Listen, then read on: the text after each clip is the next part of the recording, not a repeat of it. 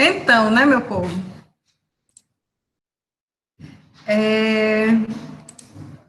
Vamos lá, né?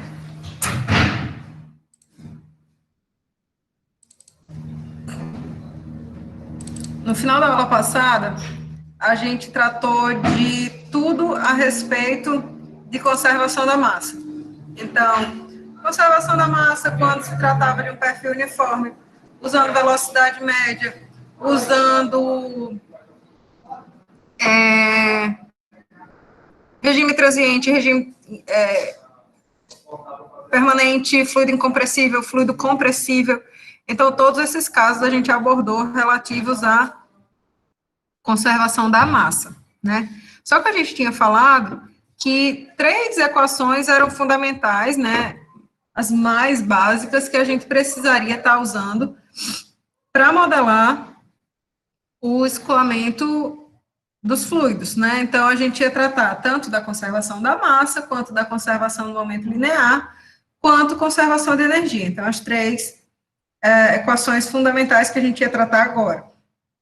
Outros aspectos relativos a esse escoamento de fluido, né, conservação do momento angular, conservação da princípio da geração de entropia, que seria a segunda lei da termo, né, são tratados em tópicos mais avançados da disciplina, né, aspectos mais lá para frente, quando vocês forem para a mecânica dos fluidos 2, lá quem for para a engenharia mecânica, e para a área de hipersônica, quem for atrás dessa parte de engenharia aeroespacial, certo? Então, nessa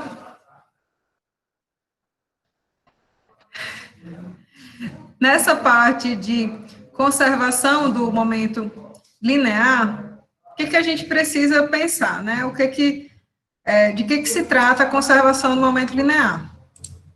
Quando vocês estavam lá na física 1, física 2, enfim, né, se dizia, se eu tiver uma esfera lá, hipotética, de massa m, essa esfera tem uma dada velocidade, então ela tem uma quantidade de movimento, né? E aí, quando a gente tratava de interação entre elas, choques elásticos e inelásticos, a gente avaliava como que variava essa quantidade de movimento desse corpo, certo? E aí, na aula passada, ou foi na aula anterior, não me lembro mais, porque as turmas estão defasadas uma das outras, então está ficando meio embaralhado no meu juízo, né? Mas em alguma dessas aulas anteriores, a gente falou, né, que a gente podia expressar a segunda lei de Newton, né, em termos da quantidade de movimento linear para o sistema. Então, a gente viu que momento linear é justamente o produto massa vezes velocidade. Se eu tomar a taxa de variação desse momento linear,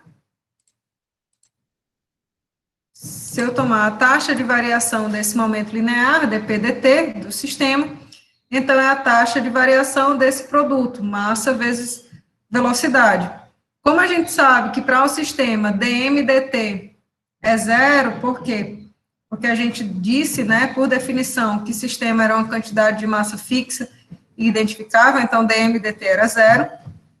Então a gente fica somente com o produto massa vezes dv dt, taxa de variação da velocidade, certo?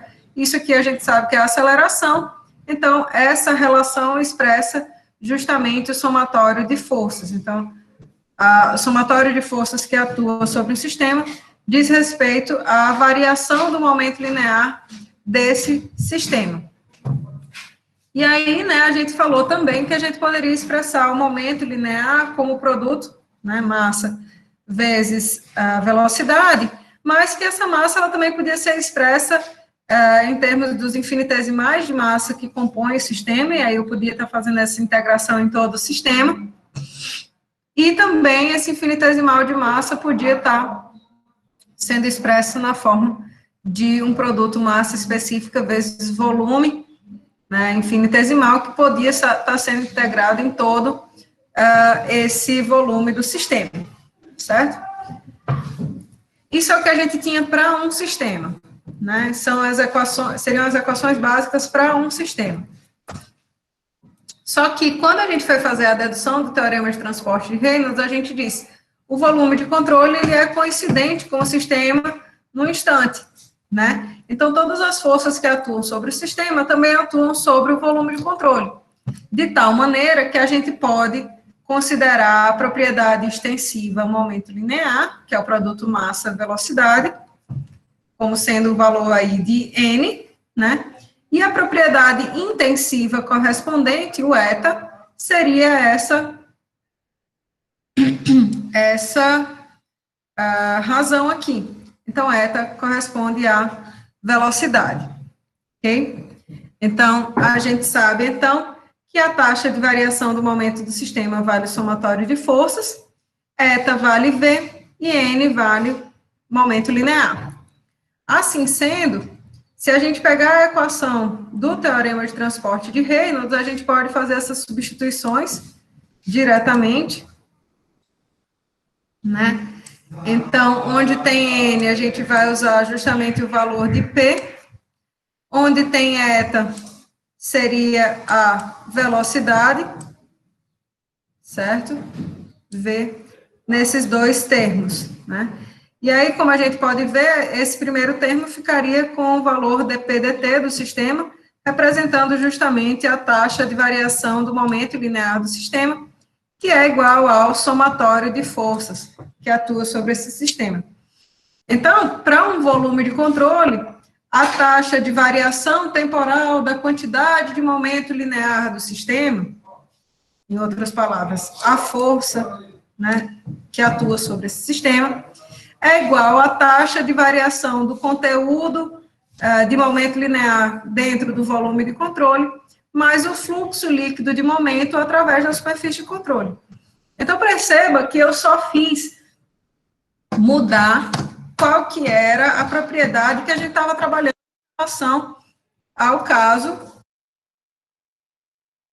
em relação ao caso inicial, que seria que foi a conservação da massa, certo?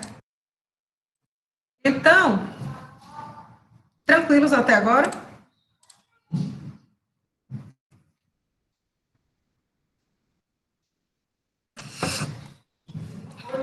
Então, meu povo,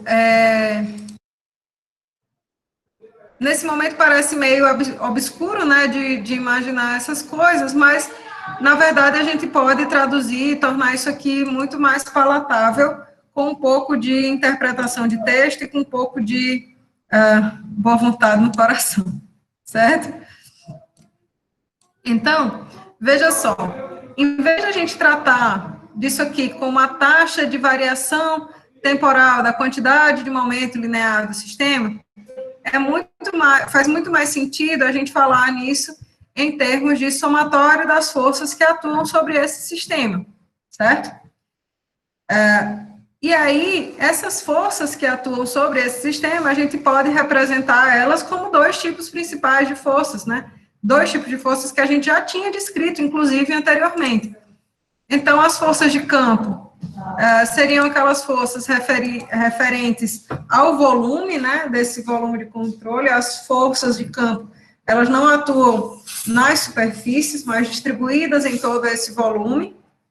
Então, a força de campo gravitacional seria o produto do campo gravitacional vezes esse infinitesimal de massa integrado em toda a massa, por exemplo, né? As forças de superfície, referentes pressão, acisalhamento, estariam aqui nesse termo de Fs. Então, a gente podia discriminar essas forças que atuam nesse volume de controle dessa forma, né? Então, a soma de todas as forças atuando sobre um volume de controle não submetido à aceleração, ou seja, um referencial inercial, é igual à soma da taxa de variação da quantidade de movimento, ou a taxa de variação da quantidade de momento linear no interior desse volume de controle, mais o fluxo líquido do momento linear através da superfície de controle, certo? Então, a gente contabiliza as forças que atuam sobre o volume de controle, quanto de momento linear está contido, né, a taxa de variação do volume do momento linear contido nesse volume de controle, mais o fluxo líquido de movimento linear, o fluxo líquido de momento linear através da superfície de controle. Ele fala muito em quantidade de movimento aqui nesse texto, né, nesse trecho que eu coloquei para vocês, mas quantidade de movimento e momento linear é a mesma coisa, certo? Então, como a gente sabe, força é uma quantidade vetorial, né? Momento linear é uma quantidade vetorial, velocidade é uma quantidade vetorial. Então, isso aí pode ser decomposto em termos dos componentes escalares, né? Então, na direção X, a gente teria a componente U, na direção Y, a gente tem a componente da velocidade V, e as forças na direção Y, na direção Z, as forças na direção Z, a componente da velocidade W, certo? E aí, nesse momento, às vezes a gente fala assim, mas eu não consigo ver isso, eu não estou entendendo muito bem o que seria essa quantidade de momento linear.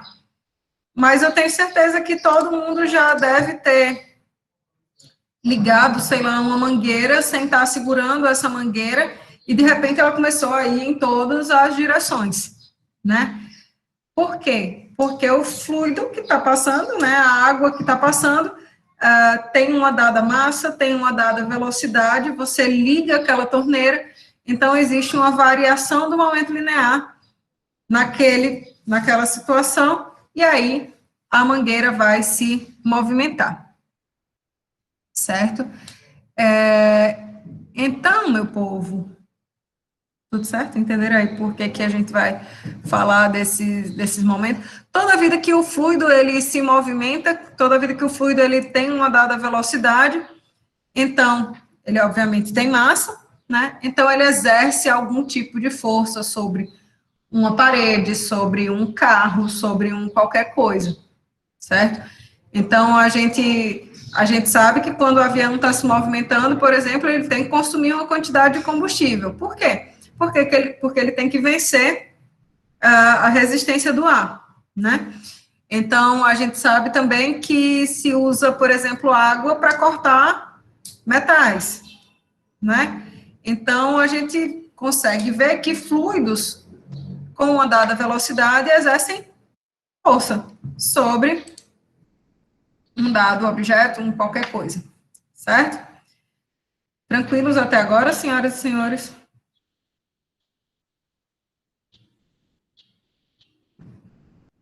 Suave, ótimo.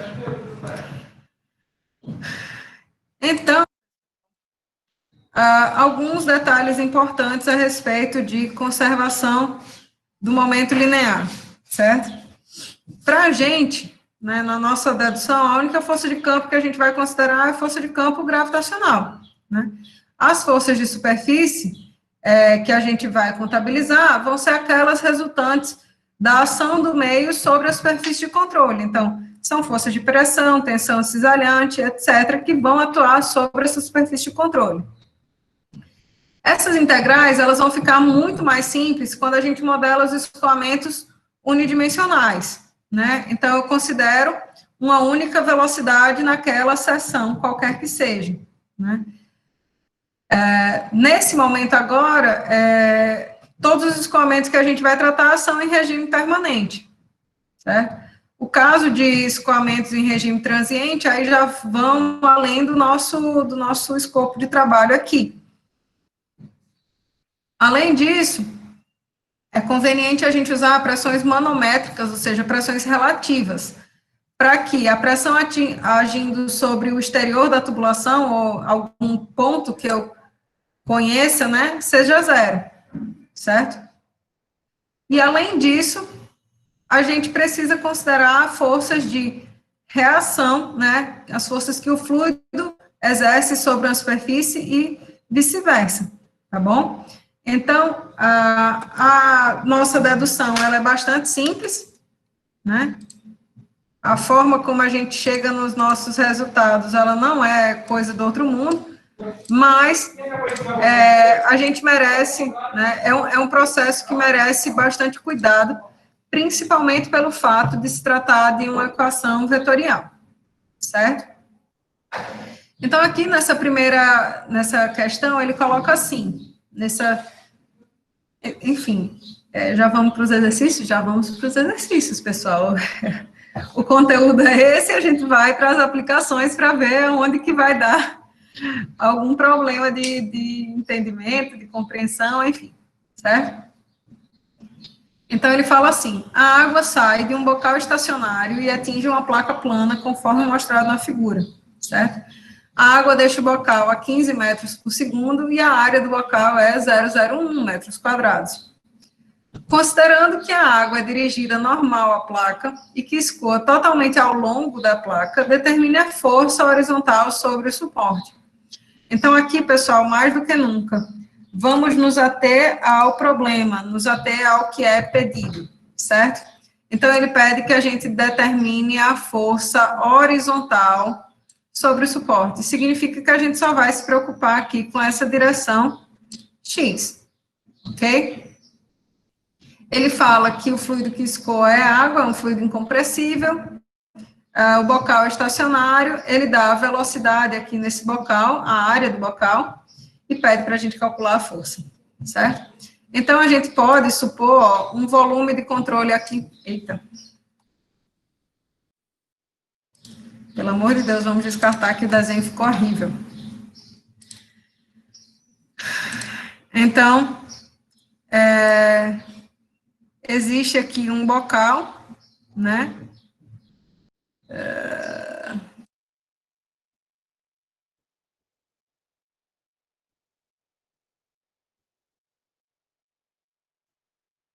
Uma região através da qual o fluido vai escoar. Como a gente tinha colocado anteriormente, né? Quando esse fluido, quando a gente desenha uma superfície de controle na realidade. Opa, cadê, meu Deus?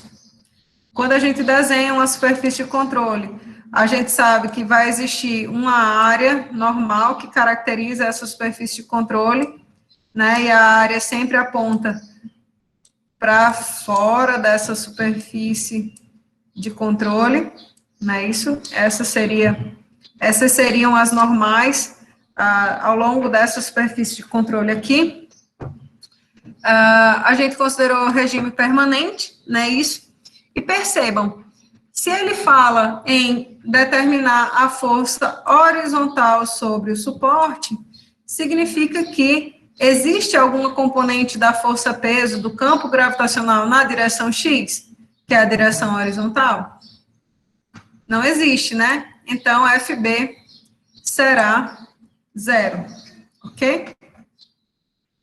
Assim sendo, a gente fica com o termo referente às forças de superfície que agem sobre esse volume de controle aqui, sendo igual ao fluxo líquido de momento através da superfície de controle.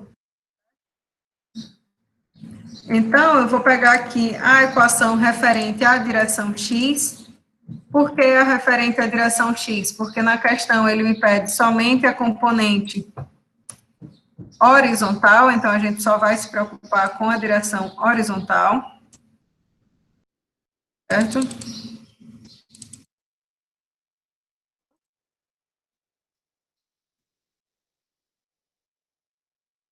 Ele coloca, a gente deduziu, né, a gente falou que na questão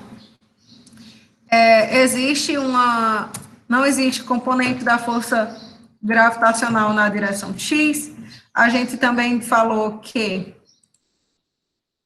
Jesus, cadê meu mouse?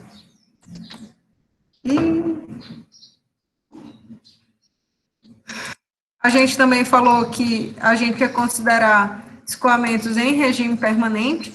Então, no caso, como eu tinha dito anteriormente, né, o somatório das forças de superfície vão ser igual justamente a esse momento através da superfície de controle, certo?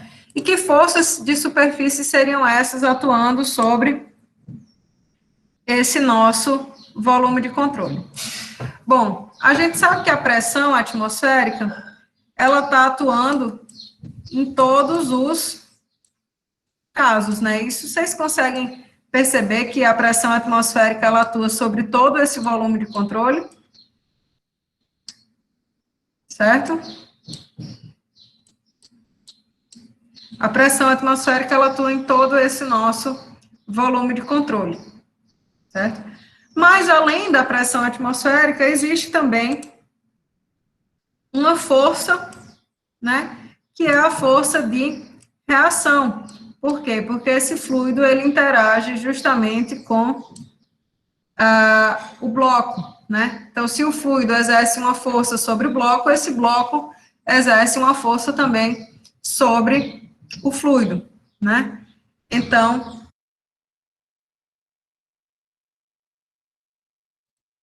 nessas nossas forças de superfície, na realidade, a gente tem a força FR, que é a força de reação que a gente quer determinar.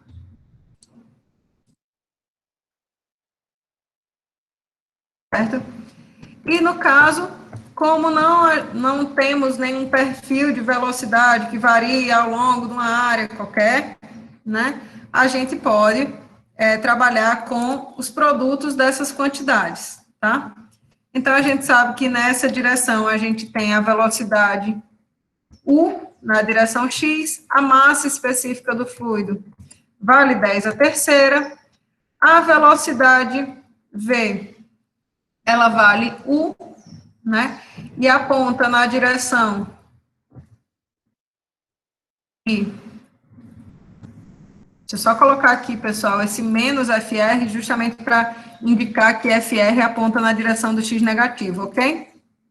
U aponta na direção do X positivo, massa específica do fluido, U aponta na direção do X positivo, novamente, a área, e o cosseno que é formado entre essas duas coisas, vocês conseguem ver que é de 180 graus? Por quê? Porque justamente a área aponta na direção oposta ao escoamento, certo? Então, essa força FR vale justamente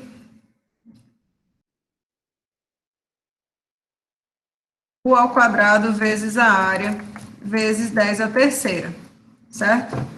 E aí isso indica que a direção que eu supus, né, é a direção correta, certo? Então, 15 ao quadrado vezes 10 à terceira, vezes a área, que é 0,01. Ok?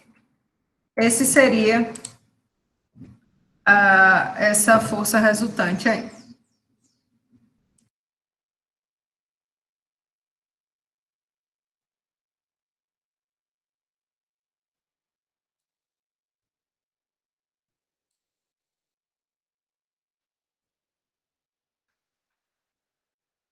Ok. FR é negativo porque eu arbitrei ele apontando para a direção do X negativo. Só por isso. Não é uma quantidade vetorial? Eu arbitrei ele apontando na direção do X negativo.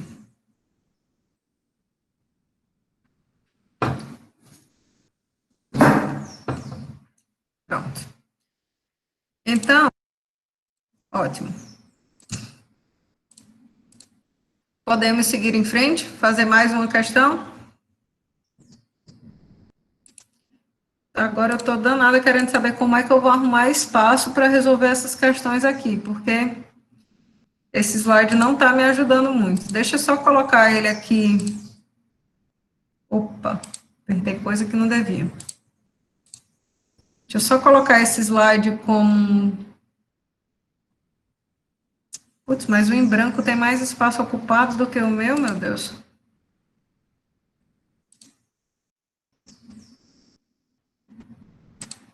testar. Então, nossa próxima, certo?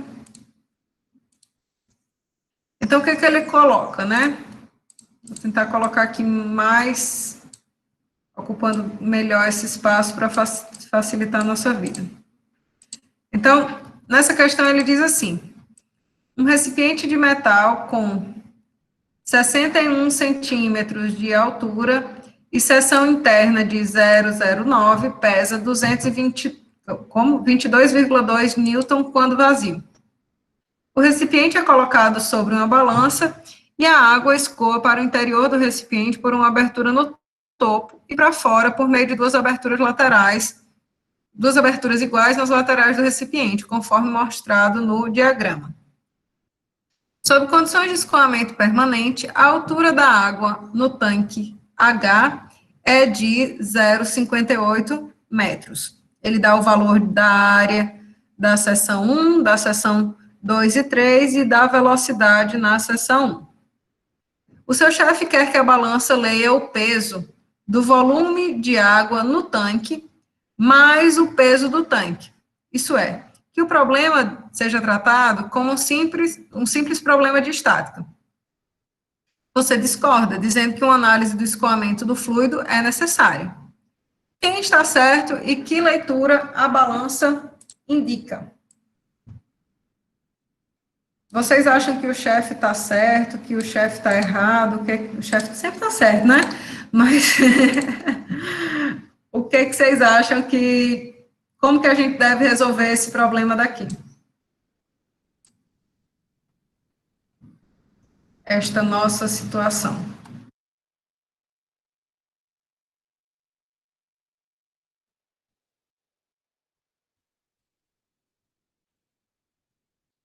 Então, o que acontece nessa questão é o seguinte.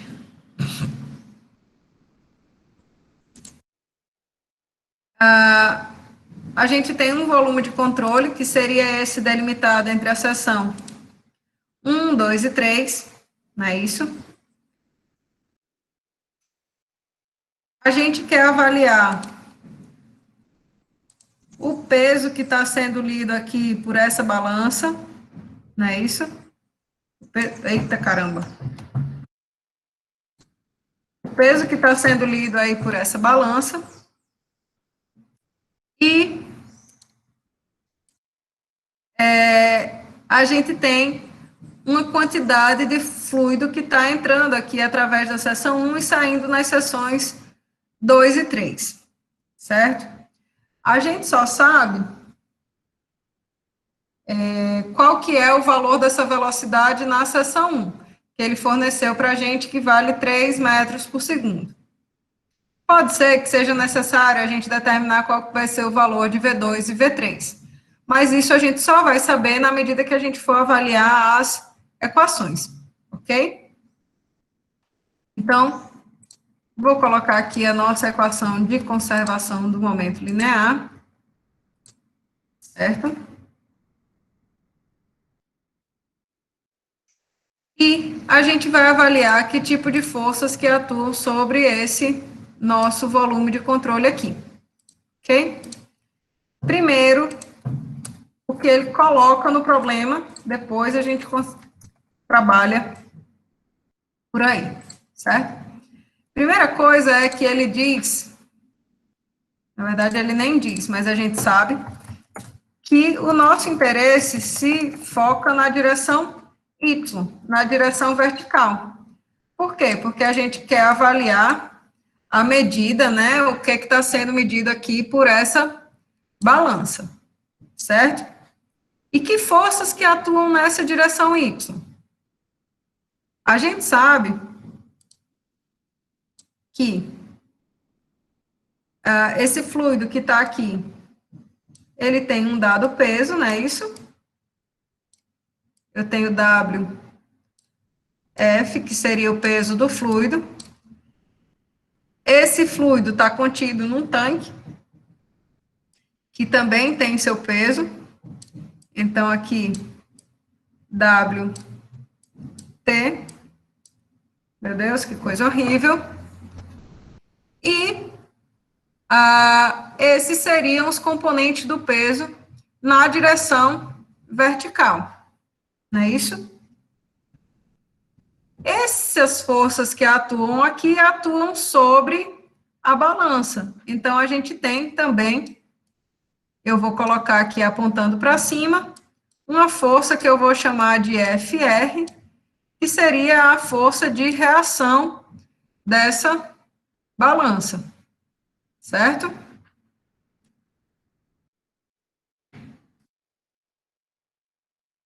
Oh, caramba. Bom, já fiz, está feito, deixa para lá. Então, o primeiro ponto, ele fala que o escoamento é em regime permanente. Então, esse primeiro termo a gente já vai descartar logo de cara. Ok? Além disso, a gente vai avaliar quem são as forças de campo e as forças de superfície que estão aí atuando. Então, a gente sabe que temos a força relativa ao peso do tanque, W tanque. A gente tem também o peso da água, é isso.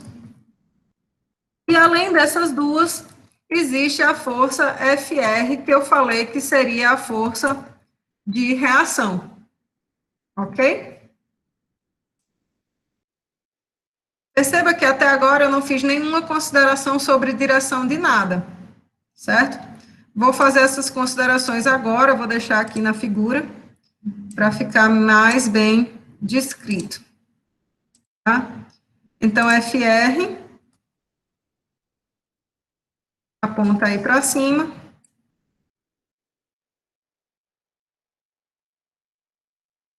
Peso do tanque, peso do fluido.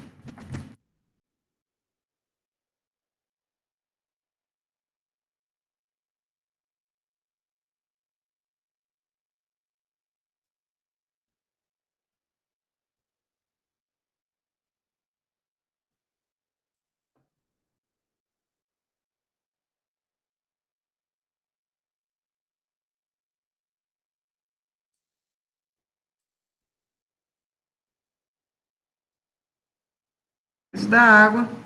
E FR eu vou considerar, né, uma força de reação, eu vou considerar que ela atue na direção oposta ao movimento do fluido. Certo? É uma consideração, pessoal. Se vocês quiserem colocar na direção oposta, simplesmente o resultado vai dar um sinal negativo. Ok? Então, a gente vai passar agora para avaliar essas quantidades aqui. O peso do tanque, ele me informa qual que é o valor, certo? Então, eu vou simplesmente dizer que isso aqui aponta na direção do X negativo, então, menos W do tanque, o Y negativo, perdão, menos W da água,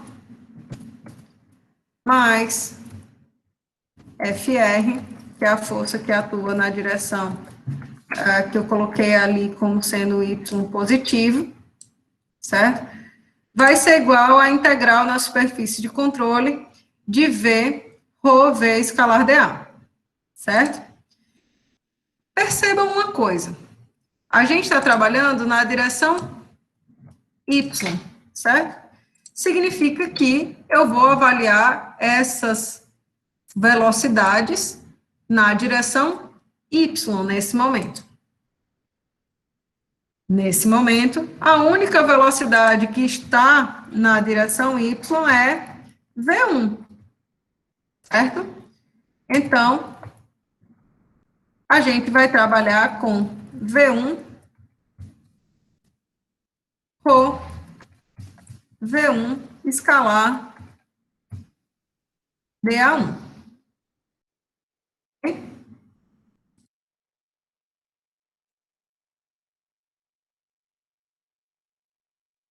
Então, essas quantidades aqui, a gente já tem os valores.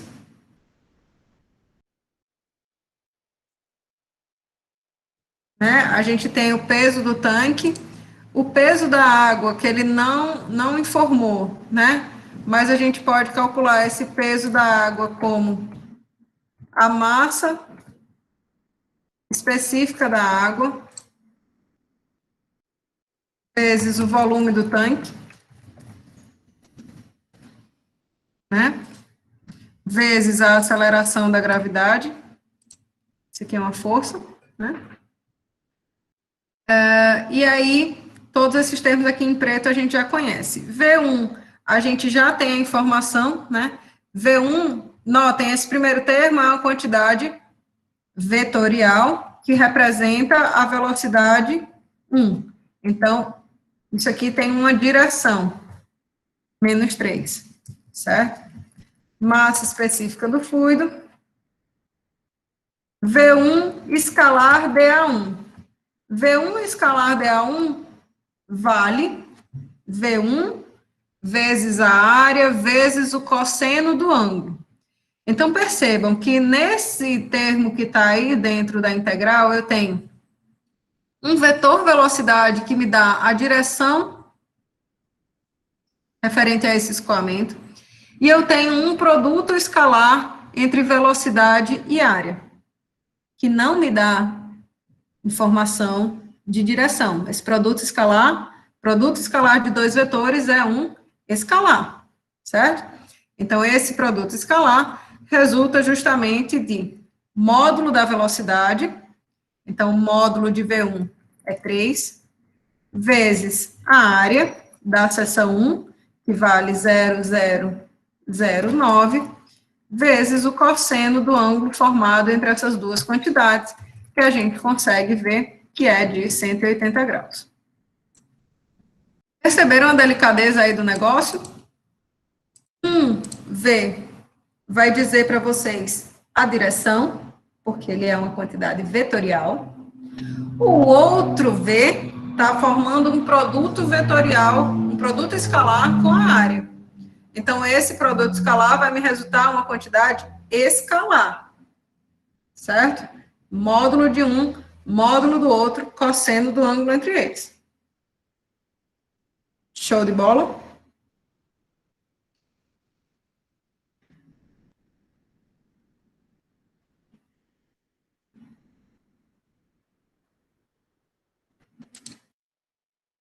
Então, assim, a gente pode calcular essa força FR para ser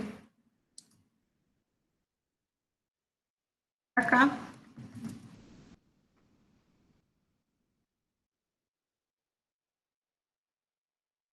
Mas isso, essa força resultante vai valer justamente, ó, menos, com menos aqui do cosseno, essa quantidade fica positiva, certo? Então, perceba que nessa questão, a gente tem uma quantidade de força que se refere à velocidade com que a água entra nesse tanque, né? Mais o peso do tanque e mais o peso da água que está contida no tanque, certo? Então, na realidade, quem estava certo aí era o estagiário mesmo, que tinha dito que não podia ser tratado esse problema como um problema de estática de fluidos. Ok? Dúvidas, senhoras e senhores? Por que a integral sempre sai, nós fazemos só o que está dentro dela? A gente, não é que ela sempre sai, Kildare. Se você tiver algum perfil de velocidade que você precisa integrar, você vai fazer essa integração. Na aula passada, inclusive, quando a gente fez uma questão disso de conservação de massa no final da aula. Né? A gente tinha uma equação que representava o perfil de velocidades, e aí a gente fazia a integração em toda aquela área para determinar uma vazão, por exemplo, certo? Mas, se a gente pode considerar a velocidade média naquela seção, se é informado só um valor de velocidade média naquela seção, então a gente usa essa informação, certo? Por que que o ângulo é de 180 graus? Então, perceba que esse ângulo é o ângulo formado entre... Espera aí que alguém está querendo entrar.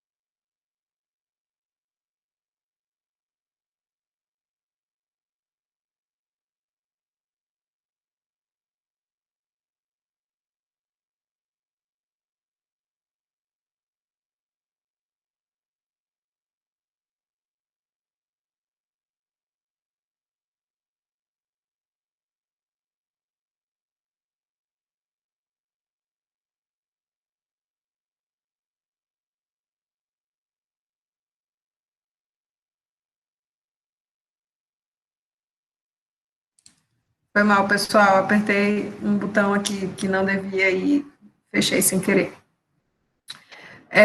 A pergunta de Jonas foi a respeito do ângulo, não foi, Jonas?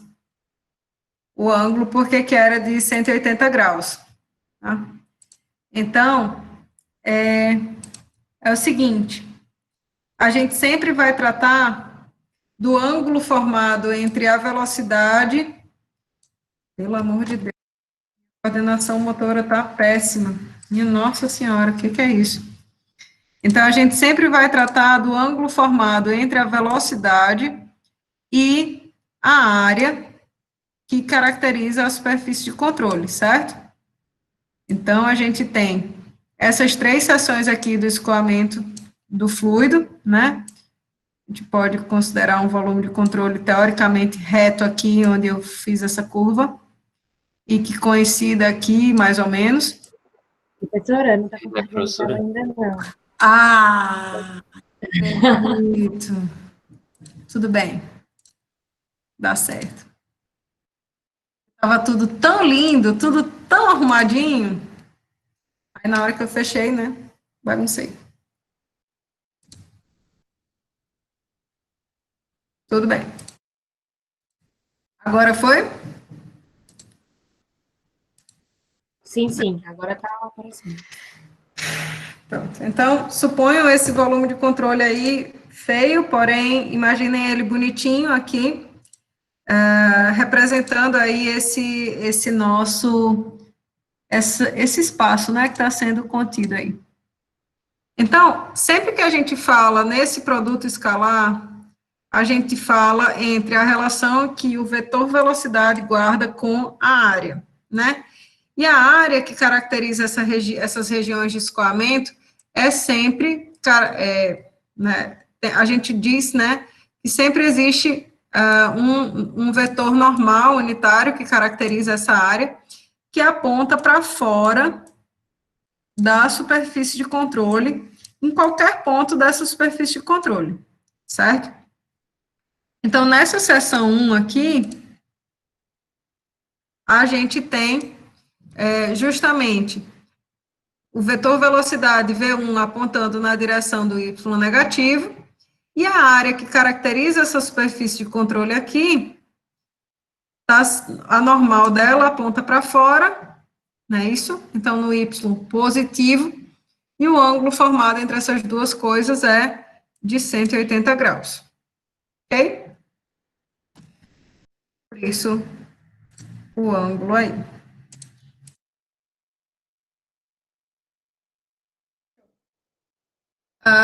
Dúvidas, senhoras e senhores, nessa parte? Pronto. Não se esqueça, Jonas. É importante. Então, meu povo, assim sendo, né, passando essa parte inicial aí de conservação de momento linear para vocês, né, os detalhes que vocês têm que tomar cuidado. Eu vou colocar para vocês ainda hoje, eu espero, uma lista de exercícios referente a essa parte de conservação do momento, e a gente vai começar a conservação da energia, porque já só faltam 8 aulas, né, Adson, para a prova. É ligeiro, não temos tempo a perder. Isso mesmo, isso mesmo. Então, a gente vai começar a tratar da equação de conservação de energia. Na aula que vem, a gente faz exercício de conservação de energia. E aí, a gente tira as dúvidas que vocês tiveram dessa parte de momento, ok? Vão fazendo exercício, vão surgindo as coisas, e a gente realmente só tem dúvida depois que faz as questões. Não tem essa, não. Certo? Então, só para concluir essa parte de conservação do momento linear, aqui tem mais algumas questões que vocês podem tentar, que já tem, inclusive, as respostas de algumas delas. E aí, o detalhe dessa nossa dedução é que tudo isso vale para um volume de controle que permanecesse fixo em relação a uma referência, né? É um referencial inercial. Né? Porém, existem casos em que o volume de controle, ele se move, né? Essa dedução da gente, ela vai permanecer válida, certo? Contanto que a gente faça uma pequena alteração. Ao invés de a gente tratar da velocidade somente do fluido, agora a gente vai precisar tratar da velocidade relativa, né, entre o fluido e o volume de controle, porque o volume de controle também vai estar se mexendo, está se movendo com uma dada velocidade, certo? Então, no caso, a gente vai tratar, se, por exemplo, esse volume de controle se movimentar em movimento retilíneo uniforme, né, ele vai ter uma velocidade em relação a um sistema de coordenadas, que seria a velocidade do volume de controle, e o fluido também tem uma velocidade com relação a esse sistema de coordenadas, né? Então, a velocidade relativa entre eles é simplesmente a subtração dessas duas coisas, certo? Então, a gente simplesmente precisa contabilizar não mais a velocidade puramente do fluido, mas a velocidade relativa desse fluido com relação ao sistema de coordenadas, tá? E aí não faz nenhuma grande alteração com relação às nossas equações, certo? Simplesmente a gente precisa da contabilização da velocidade nessa forma relativa, ok? Só para a gente continuar os nossos processos, certo? E aí, como eu falei para vocês, né, a gente vai entrar agora na parte de conservação de energia. E essa parte de conservação de energia, ela é particularmente importante, né, porque vocês sabem que energia é o que move, né, é um custo extremamente importante nos processos quaisquer, né, bombeamento, geração de potência numa turbina hidráulica, compressão dos gases no reservatório. Então, tudo isso são situações em que a gente vai estar consumindo energia, né? Então, a equação de conservação de energia vai estar se relacionando com vários aspectos desse processo de escoamento de fluidos, quanto que eu posso distrair de energia através da queda d'água, por exemplo, do fluido numa usina hidrelétrica, né? Então, tudo isso a gente vai estar sendo capaz de avaliar agora com o auxílio aí dessa nossa primeira lei da termodinâmica aplicado ao escoamento de fluidos, certo? Então, a gente tinha dito, né, para um sistema que a conservação da energia vai dizer que a variação da energia do sistema ela ocorre através dos fluxos de energia na superfície, né, que o contém, sob a forma de calor ou trabalho. Então, a taxa de variação da energia do sistema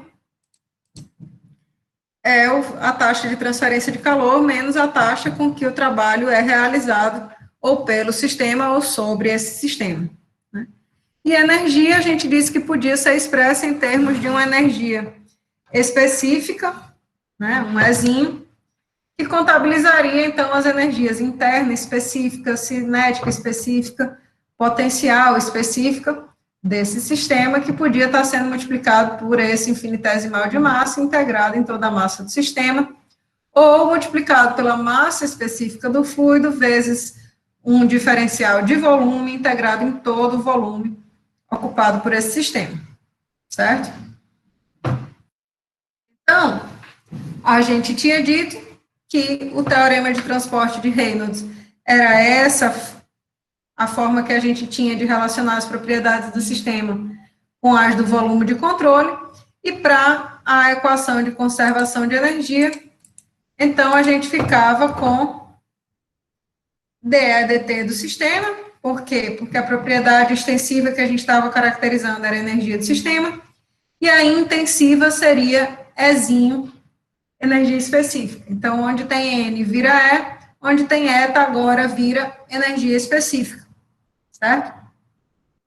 Essa seria a nossa equação de conservação de energia para um volume de controle. Só que a gente sabe que a taxa de variação da energia do sistema é a taxa de transferência de calor menos a taxa de realização de trabalho. E que esse Ezinho aqui representa justamente as componentes interna, cinética e potencial da energia específica, certo? Então, a gente pode fazer essas substituições para obter essa equação daí, ok?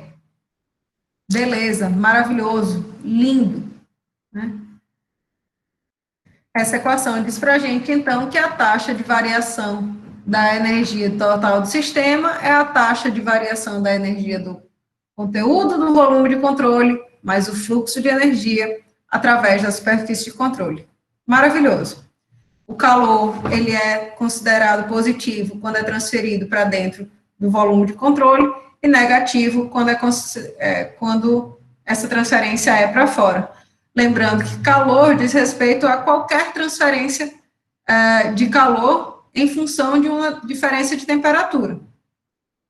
Todas as outras formas de transferência de energia que não por diferença de temperatura entram no termo de taxa de realização de trabalho, que vai ser positivo quando realizado pelo volume de controle e negativo quando realizado sobre o volume de controle, como a gente tinha dito lá na aula a respeito das equações básicas. A gente permanece com a mesma, obviamente, com a mesma nomenclatura, certo? E aí, pessoal, o detalhe é que o trabalho total, ele é resultado de ação de vários agentes através da superfície de controle, né?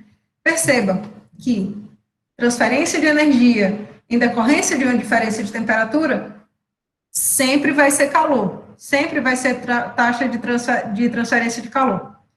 Todas as outras formas vão estar contabilizadas no termo de trabalho. Então, a gente vai ter trabalho de eixo, vai ter trabalho realizado por tensões normais, trabalho realizado por tensões cisalhantes, trabalho realizado por força eletromagnética, por campo X, por campo Y, etc. Certo? Então, a gente vai dizer que esse termo referente à taxa de realização de trabalho por um volume de controle, ele contabiliza todos esses termos de taxa de realização de trabalho. Certo? Dúvidas agora, meu povo? Sobrevivendo até agora?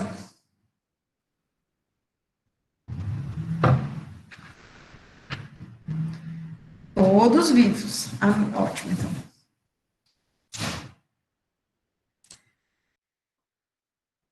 Assim sendo, a gente vai detalhar cada um desses termos.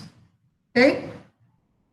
Então, trabalho de eixo ele diz respeito a toda forma de realização de trabalho por equipamentos mecânicos, né, que trabalham aí com um eixo que rotaciona, certo? Então, a gente fala do trabalho de eixo sendo aquele realizado por turbina, por bomba, por compressores, né? Então, eles operam pelo movimento de um eixo, certo? Nas turbinas, a gente sempre vai ter a produção de trabalho, né?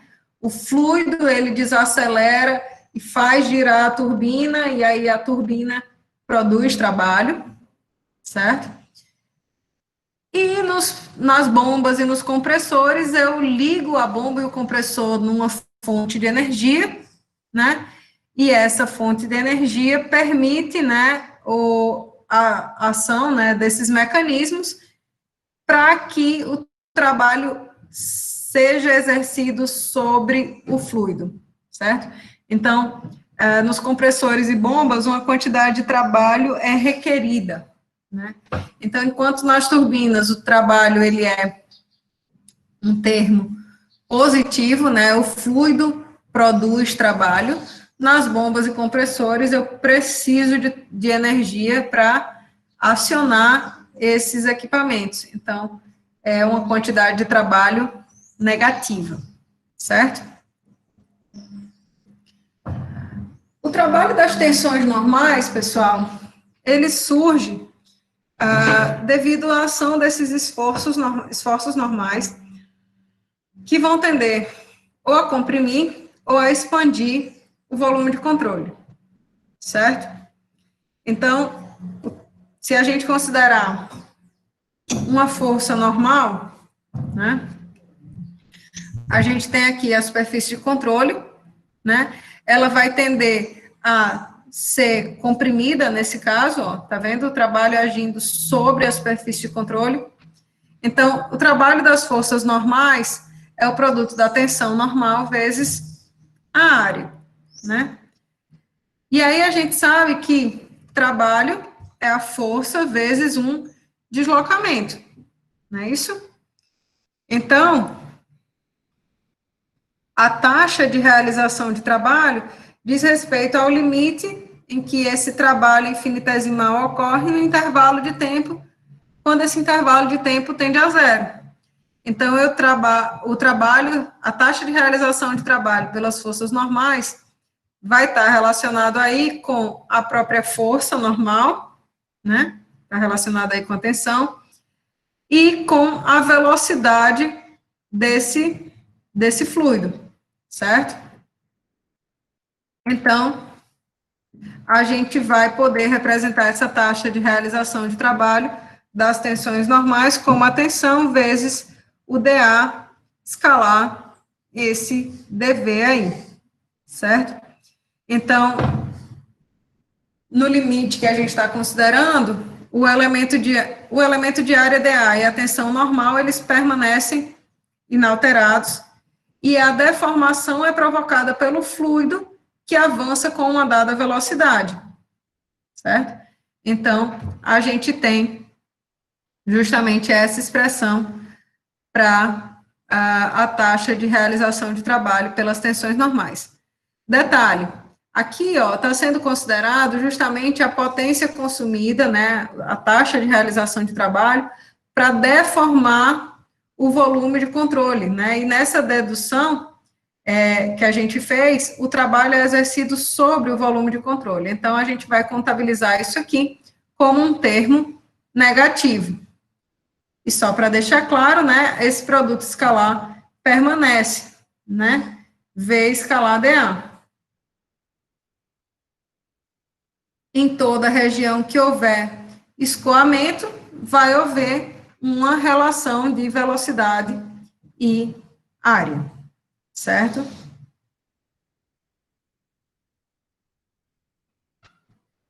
O trabalho referente aí às tensões cisalhantes, a gente vai promover, né, chegar numa definição dele, similarmente ao que a gente fez para as tensões normais. Então, vale, meu Deus, parece que aqui ficou mesmo da mesma forma, né, que no caso dos esforços normais, o volume de controle ele vai ser deformado pelas forças das tensões cisalhantes no intervalo de tempo ΔT, certo? E essa deformação vai ser provocada pelo fluido que escoa com a velocidade v. Então, o trabalho infinitesimal é a força cisalhante escalar o deslocamento, né? Essa força infinitesimal cisalhante é o produto da tensão vezes a área. E aí, se a gente toma o limite, quando ΔT tende a zero, da taxa de realização desse trabalho, né? W infinitesimal sobre ΔT, então, novamente, a gente fica aí com um produto escalar referente à velocidade vezes o infinitesimal de área. Certo? Então, meu povo, agora a gente estaria com dois termos aí lindos, né, de produtos escalares das tensões normais e das tensões cisalhantes, certo? E aí a gente precisa ser esperto para definir um volume de controle que seja inteligente o suficiente para cancelar, né, para tornar nulo a maior quantidade de termos que a gente puder para simplificar a nossa análise, certo? Então, sempre que qualquer um desses termos aqui, ou esse produto escalar aqui, ele for nulo, esse trabalho das tensões tangenciais, ele não vai existir, certo? Então, percebam, se a gente tiver numa região que está em contato com contornos, né, ou seja, se o meu volume de controle, ele está chegando numa região que tem contato com um contorno sólido, uma parede, enfim, invariavelmente a gente vai ter que obedecer à condição de não escorregamento. Se a gente vai obedecer à condição de não escorregamento, então, nesses casos, a velocidade é nula, certo? Nas regiões de contorno.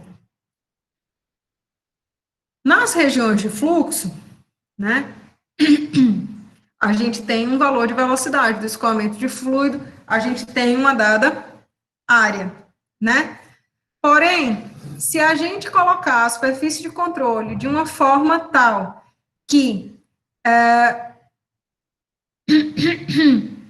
o vetor velocidade seja tangencial à superfície de controle, então esse produto escalar aqui, ele também vai ser nulo. Por quê? No caso deles serem perpendiculares, cosseno de 90 é zero, então esse trabalho referente às tensões cisalhantes se torna nulo, certo? Então, o produto se anula, né, e aí esse termo ele vai poder ser desconsiderado da equação de energia, ok? Então, até agora a gente já resolveu esse e esse, né? Falta a gente contabilizar a taxa de realização de trabalho outros, né? Esse termo trabalho outros, pessoal, diz respeito a energia eletromagnética, elétrica, né? Toda outra forma de realização de trabalho que não seja aquele referente ao escoamento, aquele referente à presença de turbinas, compressores ou bombas, vai estar aí nesse termo de trabalho outros, certo? Então, se a gente pegar a nossa equação lá, que a gente tinha da conservação da energia, agora o termo de taxa de realização de trabalho diz respeito a essa ruma de termos aí, né? E a gente vai poder estar fazendo a substituição de cada um deles nesse momento, certo? A gente tinha dito, ó, lá no slide referente às tensões normais, que a tensão normal era isso daqui, esse termo aqui com sinal negativo, certo? Só que esse termo aqui, só esse aqui, das tensões, ele é justamente a pressão termodinâmica, pressão absoluta do escoamento, certo? Então, a gente tem que esse termo inteiro, menos trabalho normal, é menos aquela integral, certo? Então, esse termo aqui é menos P, o termo V escalar dA, e aqui, vocês estão vendo esse termo aqui, que eu estou circulando agora? Vzinho vezes massa específica. Esse Vzinho aqui, pessoal, ele é o volume específico do fluido. Se lembram quando eu falei para vocês que volume específico do fluido era 1 sobre a massa específica, era o inverso da massa específica?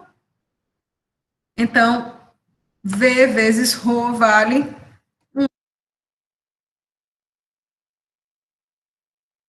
Isso daqui, pessoal, é uma forma que a gente encontra, né, fazer esse produto aqui,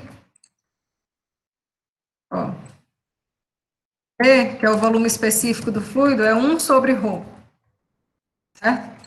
Então, quando eu faço esse produto volume específico vezes massa específica, eu não estou alterando em nada a equação, ok?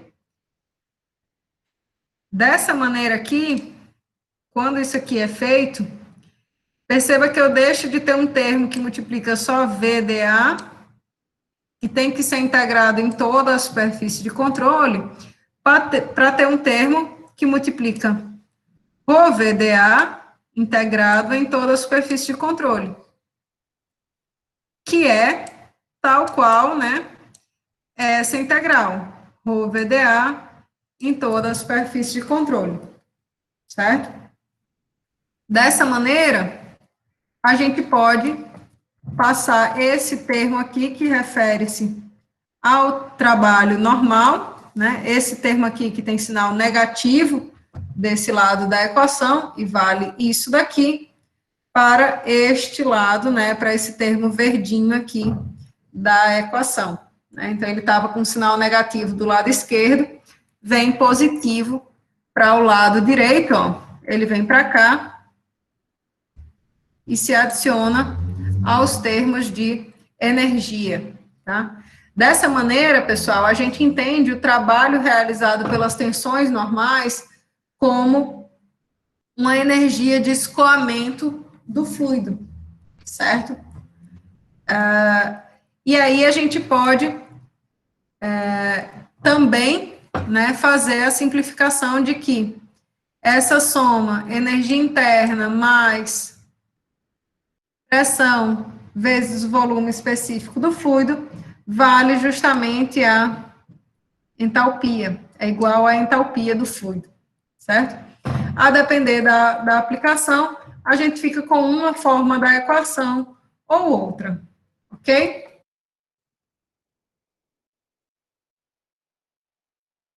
Dúvidas, senhoras e senhores?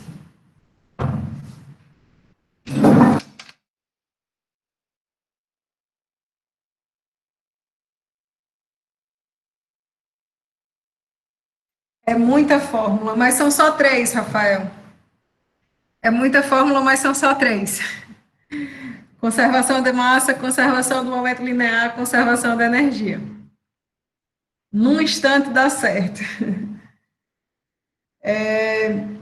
Eu concordo que são muitas, mas, na verdade, a gente vê que elas são todas muito, eu diria, né, muito parecidas. Essa altura do campeonato, elas já são tudo muito iguais para mim. Mas a gente vai se acostumando e, na medida que vai fazendo os exercícios, aquilo vai se tornando bem fácil de contabilizar, sabe, Rafael? Dá certo. Dá certo. Essa parte agora do conteúdo, né, em geral, os alunos gostam bastante da análise integral, que é essa parte que a gente está fazendo agora, até conservação da energia, né, até a aula de hoje, um pedacinho da aula de quinta-feira, e a parte de análise diferencial, em geral, a galera sofre um pouquinho mais, certo? Então, vamos aproveitar. Deixa eu só checar aqui que acaba a nossa aula, 4h35. Então, dá tempo da gente começar a fazer um exercício aí de conservação da massa, ver isso tudo ficar um pouco mais material, um pouco mais fácil de digerir, tá? Então, simbora. Então, essa questão aqui, ela diz assim: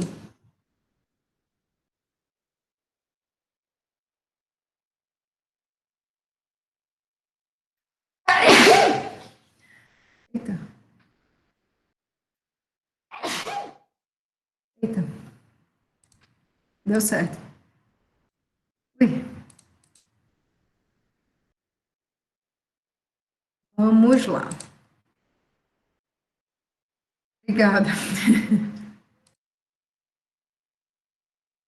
Olha só. Ele coloca assim: a figura mostra o esquema de uma bomba d'água que apresenta vazão em regime permanente de tantos metros cúbicos por segundo. A pressão na entrada é 1,24 bar, o diâmetro da alimentação é 89 milímetros. Na descarga, o diâmetro é de 25 milímetros e a pressão é de 4,14 bar. A variação de elevação entre os centros das seções 1 e 2 é nula, e o aumento da energia interna específica da água, associada com o aumento da temperatura do fluido, é de tantos joules por quilograma. Determine a potência necessária para o funcionamento dessa bomba, admitindo a adiabática. E equação para a gente trabalhar.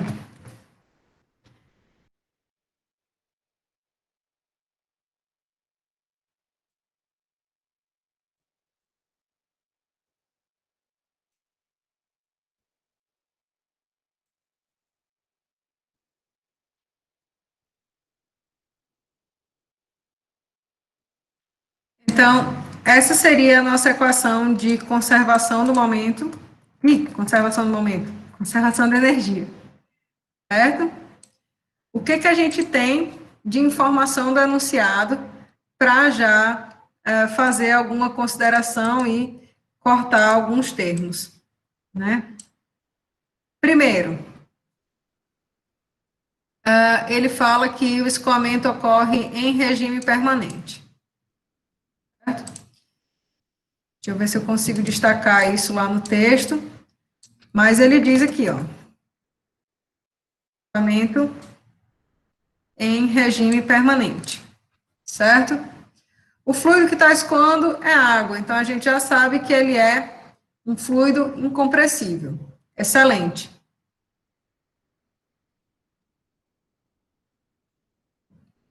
Existe alguma menção a alguma outra forma de realização de trabalho que não o próprio trabalho da bomba? Não existe. Então, a taxa de realização de outras formas de trabalho é nula. Além disso, ele diz que a bomba é adiabática. Então, a taxa de transferência de calor é nula para o fluido, certo? Eu vou colocar isso aqui em vermelho, e aí eu vou fazer assim. Vou colocar aqui que ela é adiabática. Então, vocês já sabem que o vermelho de lá é o vermelho daqui. Certo? Regime permanente, tá lá. Então, a gente ficaria com essa expressão aqui. Perceba que foi desenhado um volume de controle como esse que está mostrado na figura, não é isso?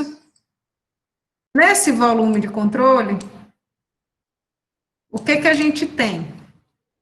A gente pode ver que existe uma região em que o fluido está escoando para dentro do volume de controle, não é isso? Existe uma região na qual o fluido está escoando para fora do volume de controle. Opa, meu Deus. Travou? Não travou. Para fora do volume de controle. Em ambos os casos, foi desenhada, olha, uma superfície de controle que é perpendicular ao escoamento do fluido, certo? Esse desenho da superfície de controles perpendicular ao escoamento do fluido nas seções de entrada e de saída, pessoal, ela é proposital. Por quê? Porque desenhando a superfície de controle desta forma, perceba que tensões cisalhantes, ó, são aquelas que atuam na, digamos assim, na direção da superfície de controle, né? Acompanhando a superfície de controle. Então, se eu desenho essas regiões de fluxo de fluido perpendiculares à superfície de controle, a tensão cisalhante, ela está atuando, digamos assim, nessa direção em ambos os casos, certo? De tal maneira que esse produto escalar entre tensão e velocidade, nessa região de fluxo, ela se torna zero, certo? Por quê? Porque esse ângulo formado aqui, ele é um ângulo de 90 graus. Dessa maneira, esse termo de realização de trabalho por tensões cisalhantes é zero. Compreenderam o que eu falei até agora?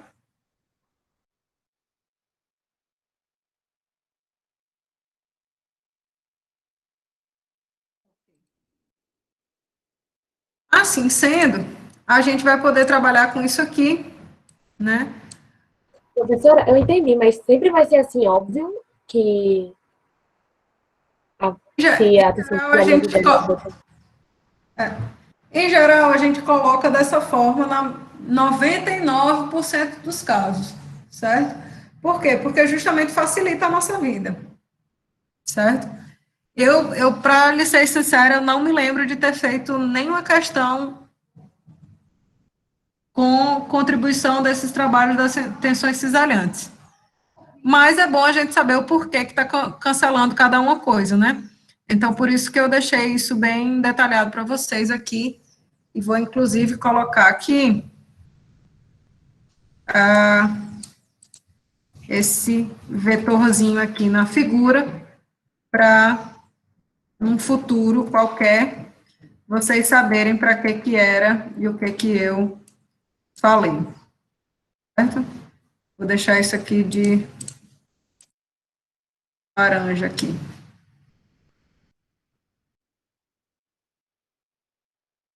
Vocês se lembram que esse produto escalar aqui tem que ser igual a zero.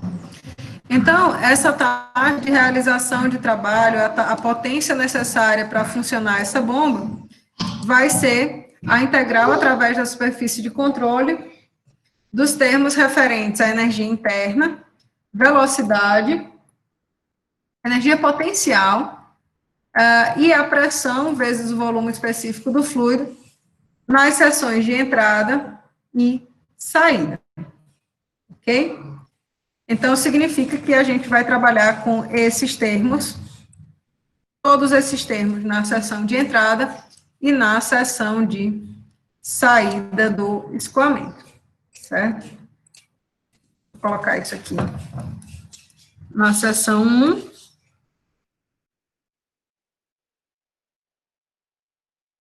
Mais isso daqui na seção 2.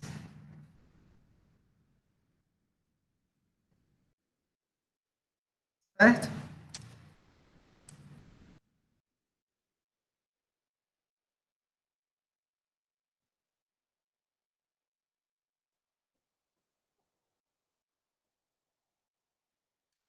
Perceba que na seção 1 e na seção 2 não existe variação de elevação, né? Ele coloca no próprio enunciado da questão que não existe variação de elevação entre os centros das seções, né? Então, eu vou colocar isso aqui de roxo, daqui a pouco começa a faltar cor. Colocar isso de roxo para justamente cancelar, né, as contribuições de variação de cotas entre as seções 1 e 2, certo?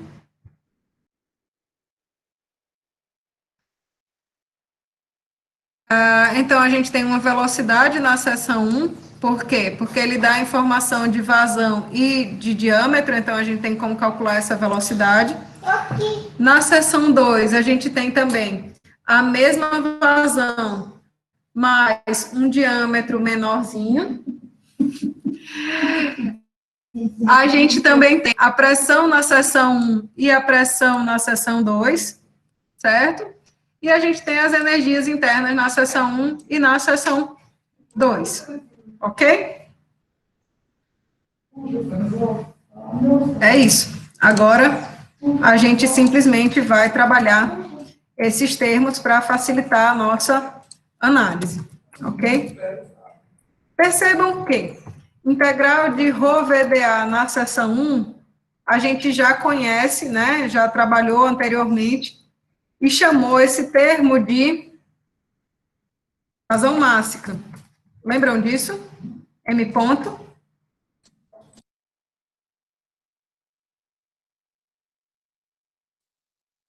M ponto. Vazão mássica na seção 1.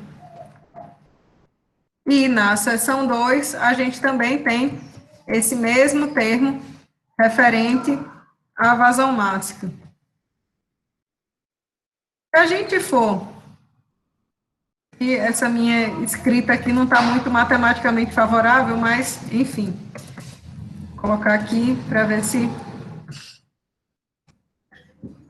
se a gente for avaliar esses termos de ρ escalar dA na seção 1 e ρ escalar dA na seção 2, na seção 1, esse produto escalar aqui, ele tem valor negativo, não é isso? Por quê? Porque o ângulo formado entre a velocidade e a área na seção 1 é de 180 graus. Então, esse termo aqui... Ai, meu Jesus. Eita. Então, esse termo aqui, ele tem um valor negativo. Enquanto na seção 2, o produto escalar tem valor positivo devido ao fato desse produto escalar, né, o cosseno do ângulo na seção 2 ser de 0 graus. Alguém ainda tem dúvida dessa questão do positivo e negativo aí, do produto escalar entre velocidade e área?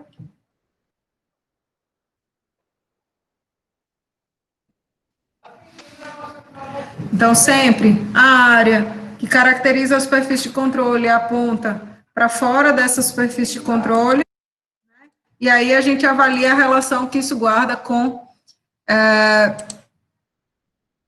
esse produto escalar, certo? Vou só deixar aqui mais bem escrito para ficar direitinho, certo? Então, o que eu fiz dessa linha para essa, né? Considerei que isso aqui é um volume de controle, certo? Com uma única entrada e uma única saída. Então, a gente sabe que, nesse caso aqui, a equação da conservação da massa se aplica. Então, a gente poderia, inclusive, pegar lá do começo da nossa vida, né, de análises e dizer, ó, para esse processo daqui...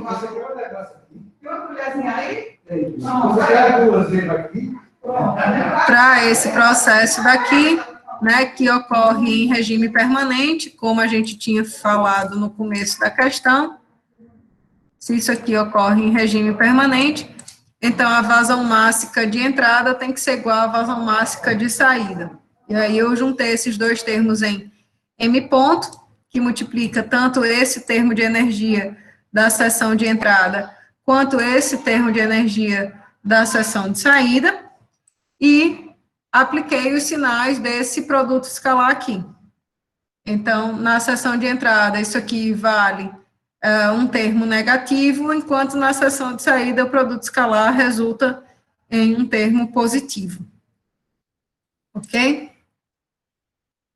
E aí, agora, a gente pode substituir esses valores, fazer as nossas deduções conforme a gente queira, né? Então, eu prefiro, né, eu gosto de trabalhar desta forma aqui, né, em termos de variações. Então,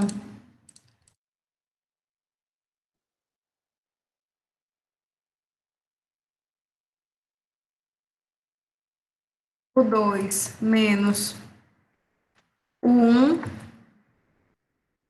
mais E ao quadrado da seção 2 menos V ao quadrado da seção 1, da seção 1,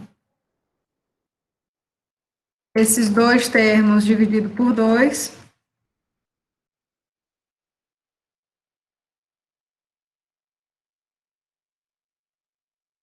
mais, perceba que aqui ele trabalhou com o produto P vezes volume específico, certo?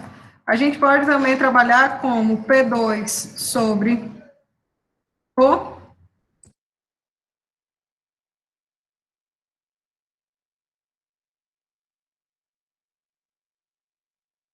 menos P1 sobre Rho, certo? E aí é só uma questão da gente avaliar as unidades das informações que são fornecidas e substituir valores, ok? Então, quando ele fala que o aumento da energia interna específica da água, associada com o aumento da temperatura, é de 279 joules por quilograma, ele está dando a informação de ΔU. Se ele fala que é um aumento da energia interna, então a energia interna da seção 2 é maior do que a energia interna da seção 1. Então, esse termo aqui vale 279 joules por quilograma. Certo? As velocidades V1 e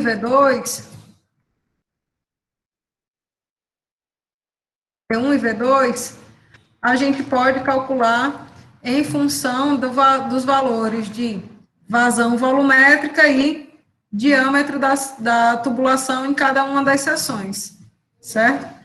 E as pressões P1 e P2 são as pressões que são fornecidas, ok? Então, essa questão, eu vou deixar ela assim para vocês concluírem, certo? Eu vou só deixar aqui expresso, né, para caso alguém tenha alguma dúvida de como calcular essa vazão máxima, né?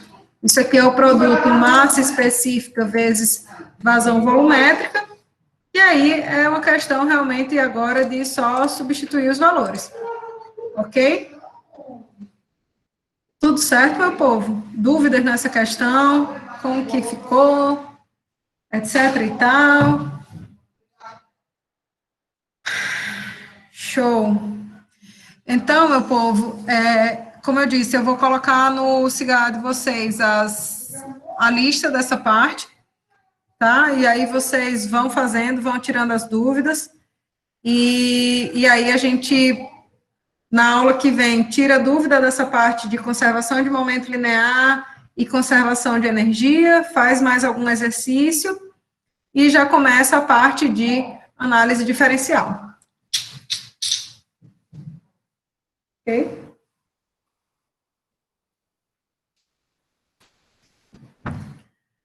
Valeu, meu povo. Então, tenham uma boa tarde. Nos vemos. Valeu, valeu. Nos vemos na quinta-feira. Show!